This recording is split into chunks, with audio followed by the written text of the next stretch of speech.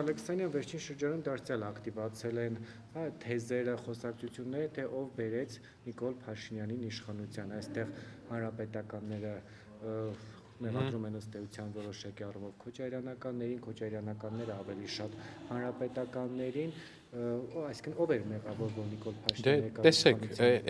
հենց այստեղ է կայանում են ֆենոմենը, որ ոչ հանրապետականը, ոչ քոչարյանականները այլևս երբեք Հայաստանում չեն լինելու իշխանություն։ Այդ ֆենոմենը կայանում է նրանում, որ իրանք այդպես էլ չեն հասկացել, թե ով Նիկոլ Փաշինյանին բերեց իշխանության։ Ու բերեց ժողովուրդը, իրանք այդ ֆենոմենը մինչև հիմա չեն հասկանում, որ ուղղակի մարդիկ այդպես որոշեցին, քաղաքացիները 100 հազարավորներով դուրս եկան փողոց ու որոշեցին այդպես։ Բայց Բագրատ Միկոյանն ասում է, եթե Բագրատ Միկոյան, չէ՞, երկրորդ նախագահի գրասենյակի ղեկավարն ասում էր, եթե 2018-ին Ռոբերտ Քոչարյանը լիներ իշխանության, ինքը իշխանությունը չէր հանձնի այս իշխանությանը։ Դե նորից եմ ասում, հենց խնդիրը կայանում է նրանում, որ ոչ հանրապետականները, ոչ քոչարյանականները այդպես էլ չեն հասկանում, որ իշխանություն հանձնող չհանձնողը իրանք չեն, իշխանություն տվող չտվողը իրանք չեն, իշխանության տվող մի մարմին կա Հայաստանի Հանրապետությունում ու դա ժողովուրդն է։ Ու քանի դեռ իրանք շարունակեն դա չհասկանալ, իրենց այդ ձախողումների շղթան շարունակվելու, իրանք շարունակելու են իրար գլխի տարատեսակ բաներ ջարդել։ Օրինակ ձեզ ինչպես էր պահելու Ռոբերտ Քոչարյանը 18 թվականի եթե լիներ ղեկավար իշխանությունը, որ չտար։ Ես ինչ գործ ունեմ այդ մեկնաբանությունները տամ, տեսել ենք մի դեպք, ով իրան ոնց է պահել կամ երկուսով իրար հետ մի անգամ ինչպես են պահել, բայց ես կարծում եմ, որ առհասարակ պրոգրեսը աշխարհում, ինտերնետի զարգացումը,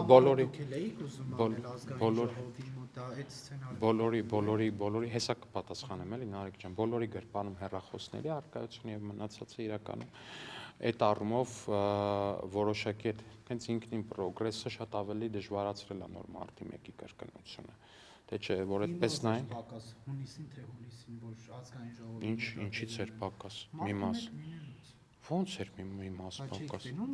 Ինչ էր կատարում։ Հա, իրոք, բանդաները կազմած մեր գլխավորությամբ, դիմակավորված բանդաները ստորագրություններով կազմած, զինված ուժերը սահմանից հանած, բերած եկել էին ու կրակում էին մարտական փամփուշտներով, ինչ զենք հա կիրառել։ Ժողովուրդ ջան, 1000 ներողություն, հա, երբ որ ոստիկաններին հորդորեց այդ շարժման ինչ էր, հա, առաջնորդը Սրբազան, ասեց ոստիկաններ ջան, ձեզ ոչ մեկ բան չի անելու, հանեք ձեր կասկաները, հետո այտենց մի ամուր կերպով սկսեցին եզրաքարերը ջարդել ու շպրտել ոստիկանների գլուխներին, ոստիկանությունը դիմեց միջոցների, որոշակի չթույլ հա, իրոք, խայտառակ բան տեղի ունեցավ։ Խայտառակ բան է տեղի ունեցել, այն ոստիկանները, ում գլխին նետվում էին փողոցի բորդյուրից պոկված քարեր, միջոցներ են դիմել, որպեսզի իրանց գլուխը չջարդվի քարերով, խայտառակ բան է տեղի ունեցել, իրոք։ Ի՞նչն ենք լեգիտիմացնում։ Զարյա է։ Նարեկ ջան, նախ ի սկզբանե մի վարքյան ես պատասխանեմ, շարունակեմ, ես իմ նախորդ պատասխանը թույլ տվեք շարունակեմ։ Եթե ըստ ձեզ այդքան համադրելի բան է Զարյա 3-ի կիրառումը մարտական փամփուշտներով քաղաքացիների ուղիղ գնդակահարության հետ, 1000 ներողություն, բայց այս խոսակցությունը ոչ մի տեղ ուղղակի չի կարա գնա։ Չէր կարա մարդ մահանար, եթե առհասարակ ինչ որ բան չաներ, ինչ որ մեկը միտումնավոր կերպով չուզենար, որ ինքը մահանար։ Փաշինյանը Նաիրի բժշկական կենտրոնից 18 թվականին հարցազրույց էր տալիս եւ շատ խիստ քննադատում էր Զարյա 3-ի կիրառումը։ Հիմա Դե շատ լավ, խաղաղ ցուցարարների նկատմամբ հատուկ միջոցի կիրառումը մի բան է, եզրաքարերով ոստիկանների գլուխ ջարդող ցուցարարների նկատմամբ հատուկ միջոցի կիրառումը լրիվ ուրիշ բան է։ Այդ կադրերը հստակ կան ինտերնետում, բոլորդ կարող եք տեսնել, ինչպես էին ջարդում բորդյուրի քարերը եւ նետում ոստիկանների գլուխներին, որոնց որ մի քանի րոպե առաջ շարժման առաջնորդը հորդորել էր իրոք իսկականից ոնց կարելի է ոստիկանների գլուխներին ուղված քարերը թույլ տա օգտագործել հատուկ միջոց, ֆանտաստիկ բան, աշխարհում չտեսնված բան է, որ մի երկրում էր կարելի։ Ոստիկաններին ազգային ժողովի ամբիոնից ելույթ ունենալով եւ ոստիկանություններն անցան գործի։ Նարեկ ջան, ոստիկաններին դուղ տալ չգիտեմ պետքա թե պետք չի, բայց ինձ թվում է բոլորս գոնե համակարծիք ենք, որ բորդյուրի քարերը ոստիկանների գլուխին նետելը առհասարակ անթույլատրելի բան է։ Ու 2018-ի հետ ձեր համեմատությունը հենց այդտեղ էլ ջարդվում է։ 2018-ը իր ամբողջ առաջի օրվանից մինչև վերջի օրը հիմնված է եղել նրա վրա, որ ոչ բռնությանը ոչ մեկ եզրաքար չի կոտրել ու ոստիկանների գլխին չի տվել։ Ես 18-ի հետ չհամեմատեցի, 8-ի հետ համեմատեցի։ 2008-ին էլ խաղաղ քնած ցուցարարները առհասարակ ես կարծում եմ, որ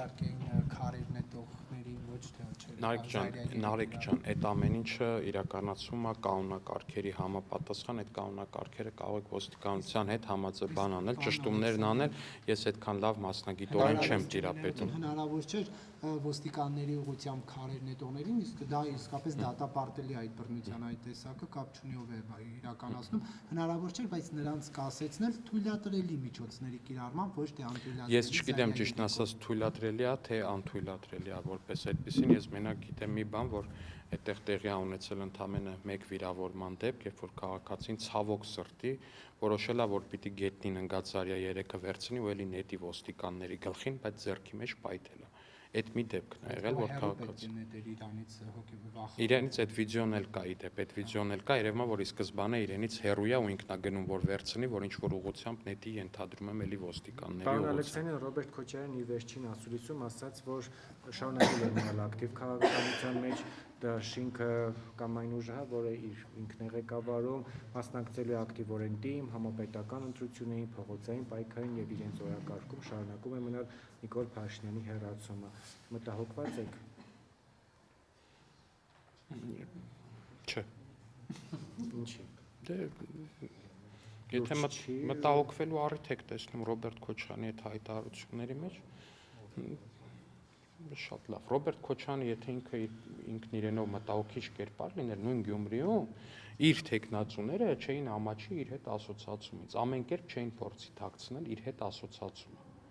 Ամեն կերպ։ Ասենք իրենից չէր առանձնացնի Անդրանիկ Թևանյանին, որ իր հետ նույն անունը կրած այդ դաշինքով չմասնակցի էլի այդ ընտրություններին, այն ինչ որ առանձին բրենդ փորձ էին ստանում, որ իր հետ մաքսիմալ քիչ է ասոցիացում։ Այդ գործողություններին չէին դիմի ոչ ինքը, ոչ Սերժ Սարգսյանը։ Էս էլի դեպի պատասխան էլի են բոլոր բաներն են, որ ասում է, այստեղ 21 հատ կուսակցություն կա, որ ՏԻՄ իշխանություն ունի, ՏԻՄ-ում մեծամասնություն ունի կամ համայնքապետ ունի։ Դրանցից ոչ մեկ ոչ հանրապետականն է, ոչ դաշնակցությունը։ Դեք ինչի, որտեվ ամաչում են իրանց անուններով մասնակցեն ընտրությունների։ Ու այդ պարագայում ասել, որ մտահոգված ենք, թե չէ, ոչ մտահոգված չենք, բարով մասնակցի քաղաքական process-ներ։ Պարոն Ալեքսանյան, այսօր ազգային սպարապետի ծննդյան օրն է։ Ձեր կարծիքով հաշտ կլիներ արդյոք սպարապետը այսօր իշխանությունների հնչեցրած կարծիքների հետ, օրինակ, երբ Փաշինյանն ասում է, որ բանակը պետք չէ սրբադասել։ Այդ որտեղից վերցրեցիք այդ արտահայտությունը կներեք։ Նիկոլ Փաշինյանի ազգային Չէ, կոնտեքստը, ինչ կոնտեքստով է ասել կներեք, կոնտեքստը ամբողջական պարբերությունը կասեք։ Ասեց, որ բանակը պետք է Ամբողջ պարբերությունը կասեք։ ուզում եք դնենք լսեք։ Դե ամբողջ պարբերությունը եթե գտնեք, ամբողջ պարբերությամբ ասեք, բայց եթե ինչ առհասարակ այդ արտահայտությունը ես կարծում եմ, որ շատ կարևոր է, որովհետև այդ նույն $200 զինվորների դիրք ծախողները այդ նույն զորքերի շրջանում միտումնավոր կերպով խուճապ տարածողները հենց այդ սրբադասումից ամենաշատ օգուտ քաղողներն են եղել որպես այդպիսին, որովհետև բանակը սրբադասել դա նշանակում է բանակում արկա թերությունները չբարձրաձայնել։ Իսկ թերությունները պետք է բարձրաձայնել ու թերությունների հետևից պետք է գնալ։ Եթե թերությունների հետևից չես գնում, այդ թերությունները դառնում են արդեն ավերիչ ու կրում են ուղղակի տոտալ ավերման բնույթ իրանց էությամբ։ Ու դա դառնում է տարատեսակ, արդեն իսկ կարելի է ասել կործանարար հետևանքների պատճառ։ Շնորհակալություն։